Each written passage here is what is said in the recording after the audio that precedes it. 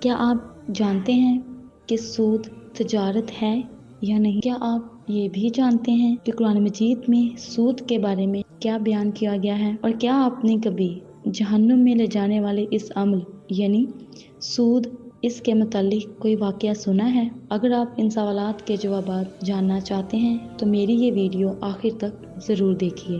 ہندوستان کے اندر ایک گویا یعنی گانے والا تھا۔ وہ ایک مرتبہ حج کرنے چلا گیا۔ حج کے بعد وہ مکہ مکرمہ سے مدینہ طیبہ جا رہا تھا کہ راستے میں ایک منزل پر اس نے قیام کیا۔ اس زمانے میں مختلف منزلیں ہوتی تھی۔ لوگ ان منزلوں پر رات گزارتے اور اگلے دن صبح آگے سفر کرتے۔ اس لیے گویے نے راستے میں ایک منزل پر رات گزارنے کے لیے قیام کیا۔ اس منزل پر ایک عرب گویا بھی آ گیا اور اس نے وہاں بیٹھ کر عربی گانا بجانا شروع کر دیا۔ عرب گویے کی آواز ذرا بھدی اور خراب تھی، کریل صوت تھا۔ اب ہندوستانی گویے کو اس کی آواز بہت بری لگی۔ اس نے اٹھ کر کہا کہ آج یہ بات میری سمجھ میں آئی کہ حضور اقدس صلی اللہ علیہ وآلہ وسلم نے گانا بجانا کیوں حرام قرار دیا تھا۔ اس لیے کہ آپ صلی اللہ علیہ وآلہ وسلم نے ان بدوؤں کا گانا سنا تھا، اس لیے حرام قرار دے دیا۔ اگر آپ صلی اللہ علیہ وآلہ وسلم میرا گانا سن لیتے تو آپ گانا بجانا حرام قرار نہ دیتے۔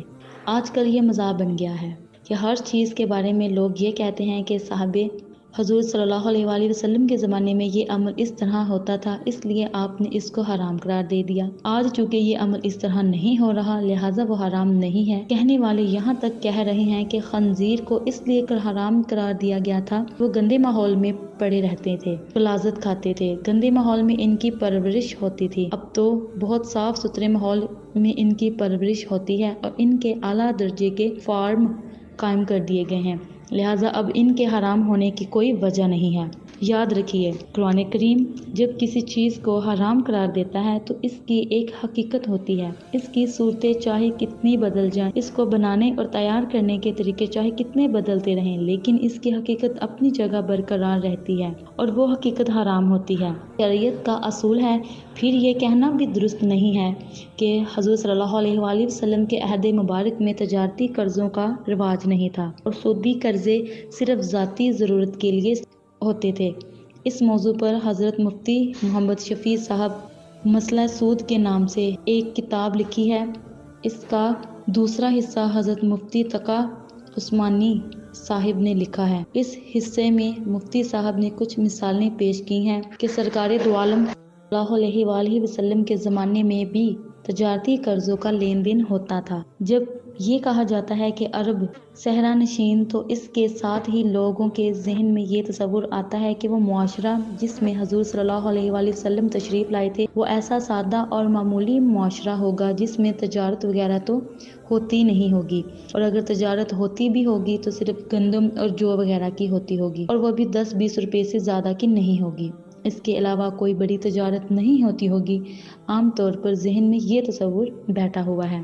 لیکن یاد رکھیے یہ بات درست نہیں۔ عرب کا وہ معاشرہ جس میں حضور صلی اللہ علیہ وآلہ وسلم تشریف لائے، اس میں بھی آج کی جدید تجارت کی تقریباً ساری بنیادیں موجود تھیں۔ مثلاً آج کل جوائنٹ اسٹاک کمپنیاں ہیں۔ اس کے بارے میں کہا جاتا ہے کہ یہ 14ویں صدی کی پیداوار ہے۔ اس سے پہلے جوائنٹ اسٹاک کمپنی کا تصور نہیں تھا، لیکن جب ہم عرب کی تاریخ پڑھتے ہیں تو یہ نظر آتا ہے کہ عرب کا ہر قبیلہ ایک مستقل جوائنٹ اسٹاک کمپنی کا ہوتا ہے۔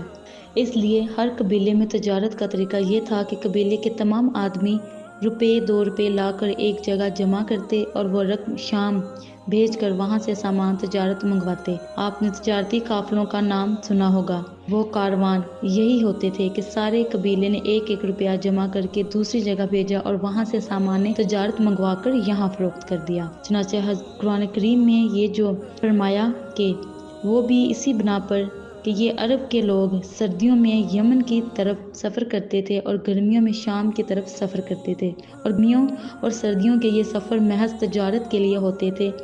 یہاں سے سامان لے جا کر وہاں بیچ دیا، وہاں سے سامان لا کر یہاں بیچ دیا، اور بعض اوقات ایک آدمی اپنے قبیلے سے 10-10 لاکھ دینار قرض لیتا تھا۔ اب سوال یہ ہے کہ کیا وہ اس لیے قرض لیتا تھا کہ اس کے گھر میں کھانے کو نہیں تھا، یا اس کے پاس میت کو کفن دینے کے لیے کپڑا نہ تھا؟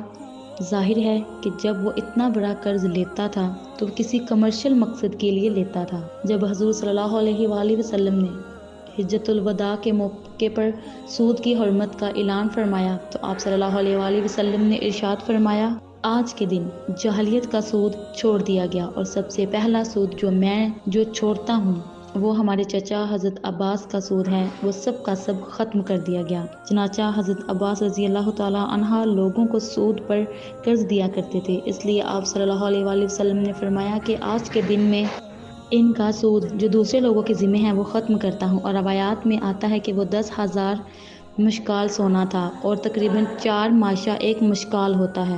اس سے اندازہ لگائیے کہ وہ قرض جس پر 10,000 سود لگ گیا ہو، کیا وہ قرض صرف کھانے کی ضرورت کے لیے تھا؟ ظاہر ہے وہ قرض تجارت کے لیے ہوگا۔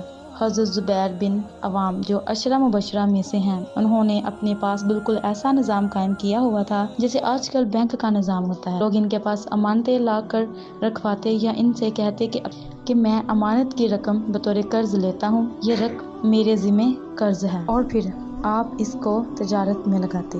چنانچہ جس وقت آپ صلی اللہ علیہ وآلہ وسلم کا انتقال ہوا، اس وقت جو قرض ان کے ذمہ تھا اس کے بارے میں ان کے صاحبزادے عبداللہ بن زبیر رضی اللہ تعالیٰ عنہ فرماتے ہیں کہ یعنی میں نے ان کے ذمہ واجب الادا قرضوں کا حساب لگایا تو وہ 22 لاکھ دینار نکلے۔ لہٰذا یہ کہنا کہ اس زمانے میں تجارتی قرض نہیں ہوتے تھے، یہ بالکل خلاف واقعہ بات ہے، اور حقیقت یہ ہے کہ تجارتی قرض بھی ہوتے تھے اور سود پر اور اس پر سود کا لین دین بھی ہوتا تھا، اور قرآن کریم نے ہر قرض پر جو زیادتی وصول کی جائے اس کو حرام قرار دیا ہے۔ لہٰذا یہ کہنا کہ کمرشل لون پر انٹرسٹ لینا جائز ہے اور ذاتی قرضوں پر انٹرسٹ لینا جائز نہیں ہے، یہ بات بالکل غلط ہے۔ ہماری دلی دعا ہے کہ اللہ تعالیٰ ہمیں حرام معاملات سے دور رہنے کی توفیق عطا فرمائے، آمین۔ معزز سامعین، میں امید کرتی ہوں کہ میری آج کی ویڈیو میں آپ نے بہت کچھ سیکھا ہوگا۔ اگر آپ کو یہ ویڈیو پسند آئے تو ہمارے چینل کو لائک، سبسکرائب اور شیئر کرنا مت بھولیے گا، اور ساتھ ہی ساتھ بیل آئیکن کو پریس کیجیے تاکہ میری ہر نئی آنے والی ویڈیو کا نوٹیفیکیشن آپ کو آپ کی اسکرین پر ملے۔ مجھے اجازت دیجیے، اللہ حافظ۔